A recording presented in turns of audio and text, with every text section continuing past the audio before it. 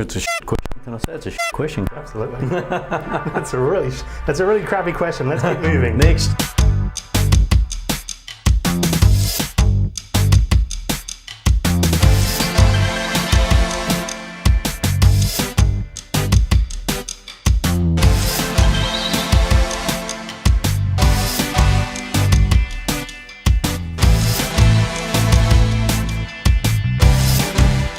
So how long were you at Remax for before you started here? I was at Remax for 6 years. Yeah. Before, do you want my history? Let's check it. I'll give you. Let's check it. Warts and all. Let's do it. Well, it's probably better to start from the other end, really. Okay. Yeah. And work backwards. And probably work forwards. Okay. Yep. So go. Yeah. I'll start from the beginning. Yeah. Yeah. Go. For it. I got into real estate in a really strange way. Probably not like any other way that people have started in real estate. I started helping a friend who had a trade company. It was similar to barter card. It wasn't barter card, but it was to do with trade dollars. And I was just helping him out, really. At the time I was working at the casino in the city, and I was getting to the point where I just didn't enjoy the job at all. But I was getting bored. I wanted more out of life. I was more ambitious than and I figured with the hierarchy in the casino, the only way I was going to go anywhere was wait for people to leave or die, really, at the end of the day. So I wanted something else. I was looking, didn't know what I wanted to do. To cut a long story short, being in I guess a client or a buying group who might accumulate trade dollars and would look at an avenue to sell, to purchase. To use them, And that was real estate. So literally there was 3 or 4 of us there. Someone had to get a real estate salesperson certificate. We were there. It was almost like everyone took 3 steps back and I was the one standing there. It was kind of how it was. And back then it was answer 20 multi-choice questions, which was pretty funny. I still remember doing, and I had no idea about real estate at all. I remember someone used the term vendor and I said, "What's a vendor?" And they said, "That's a seller." I went, "Oh, okay." I kid you not, I walked in. This is not a word of an exaggeration. I went through the test. I recognised the correct answers. Circle, circle, circle. I remember timing it. I did the test in 37 seconds and I got 100%. And then bang, here's a salesperson certificate. You know, you're off and running. No idea about anything. I could make, 500, 1,000 cold calls trying to get maybe some development stock or a developer who might release set some pre-sales with the first part of their development in trade dollars and then maybe mop up the tail end more than anything. So the distance between feeds was long, but when you get a feed, you could literally clear out 20, 30 units in 2 days. So I can remember selling properties where we'd have 40 units. I can remember one building particularly. We had 40 units and they just literally, it was line up, right, sign the contract, right, see you later. And funny enough, I did a couple of deals with a guy who ran, at the time was Brisbane's largest independent agency. And he wanted me in his company, and he invited me out for lunch every month for probably 12 months. And I went for the free lunch. And then I remember he introduced me to a couple of agents and he told me what they made the previous month. And then I researched and realised that he was telling the truth. And it was more than I made in a year. And that kind of got me hooked, and I started with him and that kind of got me on the journey. I spent probably 12, 18 months with him. And we had some pretty good growth. I ended up going out and starting my own company pretty quickly after, which was sort of funny in a way because I didn't have a lot of experience still. I basically ran as the head of the company. I didn't have a clue what I was doing, to be honest. I remember people would come to me for advice and I'd tell them what I thought and then think to myself, okay, I'm interested to follow up and hear what happens there to see if I was right. And to cut a long story short, I worked I did prestige real estate. I did a little bit of commercial and industrial at the time. I did some project marketing with a big company. So I probably ferreted my way around. The advantage of that was I got to work with and meet some very good agents along the way, and I always sort of took things out of that. I kind of sort of went, I love the way she does that, or I love the way he does that. And then, so I was kind of starting to put a profile together of what I would do as a successful real estate agent. And crossroads came for me in 2008. I wasn't happy where I was. I thought, 2007, what am I going to do? I met a guy who owned 3 LJ Hooker offices at the time, very successful guy. He sort of wanted an exit plan, so I managed those for him. And then he sort of sold 2 of those, I guess, and I got to the point where literally in about 2008, late 2008, the business had grown as much as it could. The sales stuff were going really well, and I was itching to get back into sales. I was really wanting to apply some of the things I'd learned. I'd been out of it for virtually 6 or 7 years. So that was when you were sort of managing more than... Yep. So late 2008, I said, right, I'm putting the boots back on. I'm going out and selling again, and enjoyed it. You know, I started to, rather than follow everyone else's advice, I suppose. And I went to a lot of training and listened, but I didn't really want to go to any more training. I just wanted to put the blinkers on and went, you know what, I've got some ideas I think are going to work. And then I started there, and that sort of led me. One thing to another led me through to Remax. So I moved from Eljo Hooker to Remax, and that was a good stint for me. I really enjoyed my time there. It was, it allowed me to sort of do what I wanted to do under that environment. So, everything sort of clicked into place for me, I suppose, at that point. So, and here I am now. Obviously, I guess the money was a big drive, but what made you stay doing real estate? Was it purely that's the avenue you sort of make? Yeah, I guess I enjoyed it. I enjoyed the concept of, I've always been a hard worker, so I enjoyed the concept of getting remunerated for the amount of work that I do, and I've always been ambitious, so that was probably the main driver for me more than anything. Coming out of the casino environment, literally, if I wanted to go to the toilet, I couldn't. I had to wait for a break. I had people telling me when I go to the toilet. Yeah. So wanting to be autonomous and do my own thing was appealing to me, I guess. So, and I enjoyed it. Even when I was managing, I found I was actually good at that. I was good at sitting with people and helping them and kind of pulling apart, where they wanted to go and helping direct them. And a lot of that becomes counselling at the end of the day as well. So I do enjoy that part of it too. So yeah, the industry's probably all aspects of it I've enjoyed. There's some aspects I don't enjoy of it, but by and large, I love what I do. So yeah. And you talked there about working hard and the work ethic. Your business partner, Thomas, is he Gen Y? Is it fair to say he's Gen Y? He is Gen Y. Yeah. How do you find that yin and yang works? Well, it works well. It's more than Gen Y, and I know I'm a Gen Xer. I think more than anything, it comes down to how we bounce off each other. We've made a conscious decision recently to appoint him as CEO of the company. So I've stepped back in the way that I'm more focusing on my own personal sales. I still help the salespeople. I'm still involved with them. I still help them. But from a corporate point of view, someone's got to steer the ship. And we work well together. Tommy's, he's a very successful guy at what he's done before. He's a hard worker, puts the hours in, and yeah, it's working well. Yeah, awesome. Yeah. I think, so you've now got, how many people do you have in the business now? In the business now, I think we've now got 8 salespeople, including my team. And staff, we've probably got about 15, 16 people in the company now. So, we've only been really going for about 10 or 11 months. Okay. So that's good. We're happy with what we've done. I mean, I'm never happy with what I've done. I can always do more.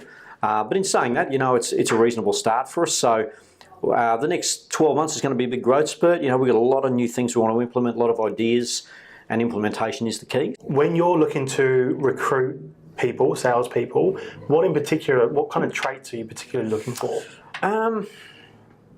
It's a good question. I won't say, look, there's certain traits that stand out to me as someone who might be a top performer. I suppose it's people who are open to learning new ideas, not saying we've got all the answers, we don't. Mm-hmm. People, I guess, who I can, if they've got experience, I look for somebody that I can go, okay, what can we add to you? What can we bolt onto your engine to turbocharge it? And we're showing already that we're getting those sort of results. Certainly, people who've got a work ethic, and if they're brand new in the game, I was just having a chat to one of our new guys when you came in, Carl, and I said to him, in your first 18 months, you have to take massive action. Don't get too pretty with it. It's taking a machine gun and blasting anything in your path, knowing that you're going to get some hits out there. Yeah. Don't be too pretty about it. You mentioned somebody who's coming new into the industry. I think there's a lot of misconception about, you shouldn't be letterbox dropping anymore. You shouldn't be cold calling. You need to stick to 3% plus, get VPA. Yep. I think you need to, people need to be aware that in those early days, you just got to grab everything with both hands, right? Absolutely. You've just got to take whatever opportunity comes your way. Yeah, and all those 3 things that you just mentioned are all a load of crap, yeah. if I can put it bluntly that way. I'm I mean, you know, it's a tough game. You know, it's a tough game. It was a tough game when I started. It's a tough, probably in some ways a tougher game now. But, you know, if I was starting now, if I had the budget, right, you know, and I was starting today and I had the budget, I'd probably do free commissions for the first 12 months. Yeah. Because I want a track record. You know, I want satisfied clients. These are the things that are going to attract me to other people. Not that I'd broadcast that. And at some point you've got to pay the bills. But let me tell you, you know, I see people, I won't drop my commission less than 3%. I think anyone who says that's nuts, personally. Yeah, okay, we've all got standards. I think ego gets in the way a lot of that sort of thing. But gee whiz, you know, do I negotiate my commission if I've got a good listing coming up? Bloody oath I do. Yeah. Anyone that's prepared to work hard and get out there, because we know most agents don't. The average real estate agent in Australia, I think, does an hour of prospecting a week, or less than an hour a week. So anyone who's going to put the numbers in will get results. There's no ifs, buts or maybes about that. That'll never change. You know, you'll never change laziness. You'll never change hard work. So, you know, that's my belief. Yeah. And, you know, we're trying to, I guess, impart that onto new agents that come into our company. What are some of the prospecting methods that you guys focus on, or some of the marketing, you know, initiatives that you guys are using right now? I think you've got to do a little bit of everything. And one thing that's changed for me in my business, and I've tried to reinvent myself a little bit in the last 12 months in that change of brand, change of a lot of things, and the industry's changed very quickly as well. So, you know, we did a pie chart. I looked at a fairly large pie chart of where our business came from over a 90-day period. And I think when I worked it out, we had something like 21 different sources of getting leads. That's my business. Some of them were past referrals. Some of them were results in the area. Some of them were this, that, the other thing. Some of it's marketing. Some of it's prospecting. Some of it's this, some of it's that. We've always marketed ourselves pretty well since I got back into sales, and I haven't had to do much prospecting at all. We are doing certain amounts of prospecting at the moment. I probably need to do more, to be honest. I'm probably a little bit lazy in that regard as well. You know, I've got a database of people that I probably haven't connected with as well as I should have, so I'm trying to change that. But I think you've got to do a bit of everything. Do you have to be good at Facebook? I think you've got to have a presence there, absolutely. Do you have to adopt some of the more modern methods of the way people work? Yes, you do.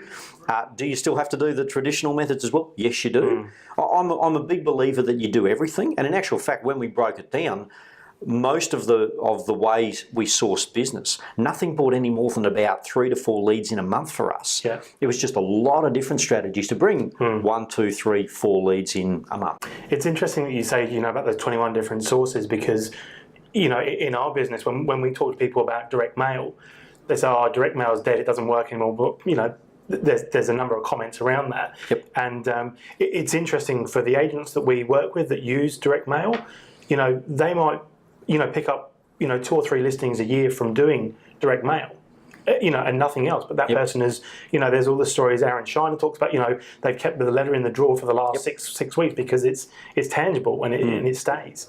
And yeah, he might spend $5,000 on direct mail to get that one listing.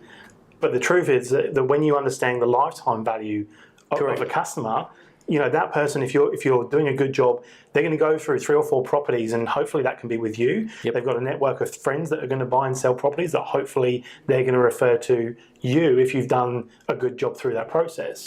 So it's interesting. Those 21 sources that you use are all valid and all have a purpose beyond that, just that initial sale. Yeah, I'm a big believer that, you know, a lot of agents look for a return on investment, or they might not even be conscious of that, but they might say, look, you know, I just spent X amount of dollars on direct mail, I've spent X amount on marketing, what have I got to show for it? Yes. The truth is, even if you cut square on it, even if you got one sale to a certain degree and it cost you, you know, probably $8,000 or $10,000 and it pretty much covered itself, then the other, you know, if you're sending out, say, 5,000 letters, the other 4,999 is free marketing. Yes. So I think people lose sight of that.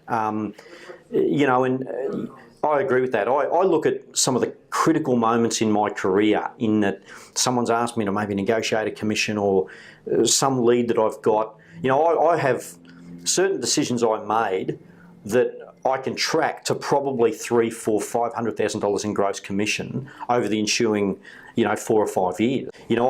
Actually, it was the first week I was with Remax, and I had a potential client who was weighing up between me and another agent. They asked me to negotiate my commission. Cutting a long story short, I reluctantly agreed, and then, long story short, they bought the house of one of my sellers, and the other seller was going to buy their house, and because it was subject to sale, and I got squeezed in the middle, and I wasn't going to do that, but I did it. And I can directly from that one decision, I can clearly find at least $300,000 in gross commission, probably more. When you decided to start up Innov8, what was the decision between, because obviously you've been through LJ Hooker and you've been through Remax, Yep. going under an existing brand versus sort of just going with your own thing, like what you decided to do? I've grown my own brand before. I did that back in 2004. So, there was nothing there that scared me as such with that. I just felt like it was my time to get out and kind of charge ahead. And there was a few things that we want to do, we have done and still want to do. I've implemented some new things which probably we needed to be our own brand to be able to do so. So, any regrets in that particular decision? Any times where you've sort of gone, geez, it'd be nice now to have someone to fall back on? Or oh yeah, not so much to fall back, and I really enjoyed, particularly with Remax, I enjoyed the people in it. I used to value going to things like high achievers retreats and talking to people within the group about what's working for them and what's not working. Camaraderie. Absolutely, yeah. I guess to compare yourself in terms of the numbers that you're writing and your rankings and the awards and all those things. I really enjoyed that. Not that I'm sort of necessarily driven by that, but I was more driven to just beat myself. Yeah. So I enjoyed that aspect of it as well, which as an independent, you really don't have. Sometimes you don't know how you're going out there. What's the market doing? I don't know. I know what it's doing for us. Are there any particular mistakes that you feel like you've made through your real estate journey that you can share? Oh, I've made every mistake in the book. That's the truth. And I'm not just saying that. I've made a lot of mistakes over the years. Everything from getting involved with the wrong people in business. I've made those mistakes. I've probably, I've made mistakes of paying people too much. I've made mistakes of paying people too little. I see agents, they try to be somebody that they're not. They try to put on whether it's a professional persona or something, and people want to see the person behind who you are. Yeah. I link up these days on Facebook with a lot of sellers and that sort of thing, and funny enough, I might put a post of me, hanging out with my little girl or going to the soccer or playing indoor cricket. And it's always the sellers that like my stuff the most. It's not necessarily friends. So I think people really want to see a human. They want to know who's behind that. They want to know that there's somebody there who's actually human at the end of the day. Yeah. What's your most memorable sale? Has there been one sale that kind of sticks out for good, bad, indifferent, any particular reason? What's one sale? Someone asked me the other day about the first sale I'd ever made, one of the staff, and I thought about that. I thought, what was the first sale I ever made? Because I was not a quick starter. I was pretty slow out of the blocks, to say the least. And I wrote an article about that. And I think by the time I put the deal together, I think I worked it out. I think I made $460 after tax, and I worked out. I think I spent something like $350 or $400. It was on the Sunshine Coast unit up the coast, just on petrol. Well, thinking about it, just as you asked the question, the biggest one for me was pretty early in my career. For a guy who was very hard to sort of get anything out of at the time, and I sold a unit. It was an inner city unit for him, and he told the story about how, based on the sale I made, that I was 2 to 3 days from saving him from bankruptcy and losing a whole chain of chemists and all sorts of things. Wow. And I walked out that day still with tears in my eyes, and I think about it. Even now I think about that and I get emotional. I remember what that was like, thinking, okay, it's more than selling real estate. That's more than what we do. We've had people, I've had people tell me that, based on the extra money they got out of the sale, it's enabled them to have another child, and they've thanked me for that, and you think, oh wow, so it's more than what we do is list and sell homes. What would be 3 sort of key messages that you share or you would share with those people that are just kind of finding their feet? Yeah, probably 3 messages. Number one is everyone's got a database. Everyone's got a list of contacts Friends, family. A lot of people are very shy of approaching friends and family. And I used to be too. I must say I've never had really a bad experience with friends and family in terms of someone who liked me before and didn't like me after I'd done the transaction, quite the opposite. So that's one thing. I think people are reluctant to talk to friends and family. That's one.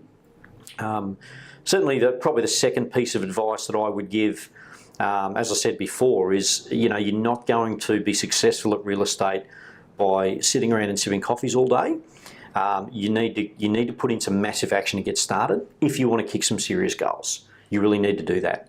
Huge action. And the agents that I've seen succeed very quickly have put in massive action at the very start.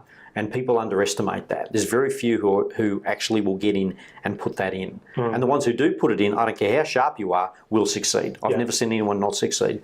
That's probably the second thing. The third thing I think is to understand that there's new ways to do business, and we've discussed this, and understand that the old ways still work as well. So it's to develop an artillery of strategies to generate business. And by and large, you want to be giving to the community, you want to be giving to your clients, you want to be known as the real estate expert in your day. Who are some of the people, both in the industry and out of the industry, that you admire, look up to, or follow? Oh, look, to be honest, there's a lot of them. I never really had any one mentor. I've had a lot of people teach me a lot of good things and bad things, and thought, no, that's not what I'm going to do. Well, that is what I'm going to do. I admire anybody, to be honest, who's successful in the game. They've travelled some journey. This is a bloody hard game. It really is. I'm a big believer in real estate. You've got to understand finance. You have to have a basic understanding of law. You've got to be a marketing expert. You've got to be a counsellor. And you've got to be able to understand body language, human emotion, psychology. There's so much to this. Building issues. You've got to be a pseudo builder or building inspector these days to understand where the issues are. So there's a lot to master in the game, and more than anything, and then you get to real estate. Yeah, I won't say there's any great mentors I've had. We've sort of consulted to a lot of trainers, and I'm always interested, more so now than ever, of listening to what people are doing. I think the industry is changing very fast right now. It's from where it even was 3 years ago. It's turned right ankles. I don't even think people grasp how much it's changed in a short period of time and where it's going to change to. So, I find myself now having to learn about Facebook and social media and Instagram and things that would have been a joke to me 12 or 18 months ago are actually now very relevant. So, and I think you've got to be open to change, and you've got to be open to, what's coming, and those that aren't, will probably get left behind. Well, Michael, I think we'll wrap it up there. So thanks very much for taking the time to be on the interview. No worries. Very much appreciated. All right, thanks, Ed. Thanks, mate.